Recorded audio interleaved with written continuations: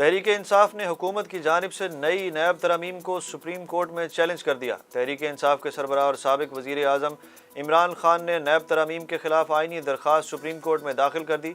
अदालत उज़्मा से नैब कवानीन में तरमीम को खिलाफ आइन करार देकर फौरी तौर पर कलअदम करार देने की इस्तदा की गई है।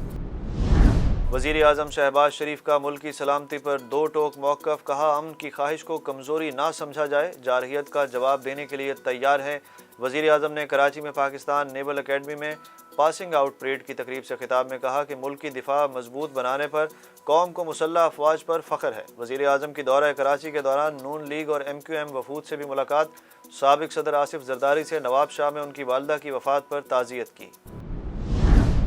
वफाकी वज़ीर इत्तलात मरियम औरंगज़ेब के इमरान खान और तहरीक इंसाफ के हवाले से अहम इंकशाफात, कहा PTV पर डाका डालने वालों के खिलाफ कार्रवाई होगी और सज़ाएँ देंगे। इमरान खान और सहूलतकार फवाद चौधरी ने PTV का माशी कत्ल किया। मरियम औरंगज़ेब ने कहा कि पाकिस्तान तहरीक इंसाफ ने PTV को अपने मकासद के लिए इस्तेमाल किया। निजी चैनल को मुनाफा देने के लिए मुआहदे किए गए। बोली में ज़्यादा नंबर लेने वाले इदारे के बरक्स ARY के साथ मुआहदा किया गया। जैकबाबाद में कानून नाफिज करने वाले इदारे की गाड़ी पर हैंड ग्रेनेड हमला, एक शख्स जाँ बहक, 2 पुलिस एहलकारों समेत 7 अफराद जख्मी। ज़राए का कहना है कि नामालूम मुसल्लह मुलजमान मोटरसाइकिल सवार थे। मुलजमान ने रेंजर्स की गाड़ी को निशाना बनाया, जबकि रेंजर्स एहलकार मौरजाना तौर पर हमले से महफूज रहे।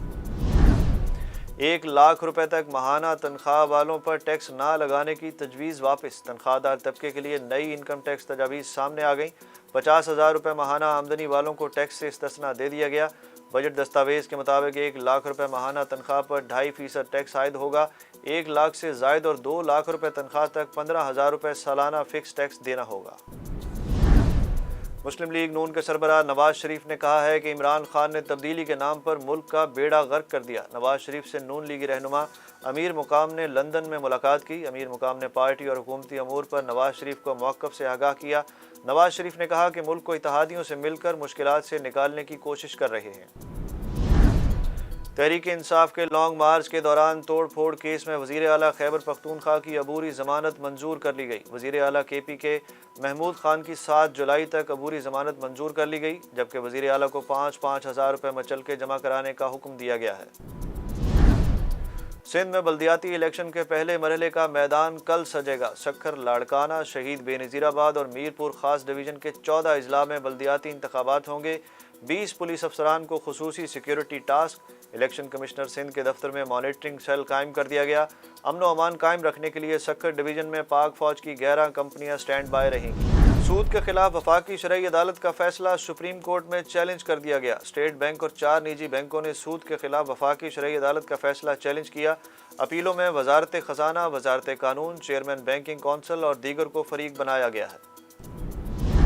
सऊदी वजारत हज व उम्रा की जानिब से उम्रा ज़ायरीन के हवाले से नई हिदायत। सऊदी वजारत हज व उम्रा का कहना है कि 25 रोज़ तक आज़मीन हज के अलावा किसी को भी उम्रा अदायगी की इजाज़त नहीं होगी। गैर मुल्की खबरसार एजेंसी की रिपोर्ट के मुताबिक मुजव्वज़ा मुद्दत के दौरान उम्रा की मनासिक को सिर्फ हज्जाज अदा कर सकेंगे, ताकि आज़मीन हज को सहूलियात मुहैया की जा सकें। कौमी क्रिकेट टीम के कप्तान बाबर आजम ने साबिक भारतीय कप्तान विराट कोहली का एक और रिकॉर्ड तोड़ दिया। बाबर आजम ICC की T20 रैंकिंग में पहले नंबर पर सबसे ज़्यादा दिन रहने वाले खिलाड़ी बन गए। कौमी क्रिकेट टीम के कप्तान पिछले 1025 दिनों से T20 रैंकिंग में पहले नंबर पर हैं। इससे कबल ये एजाज़ विराट कोहली के पास था।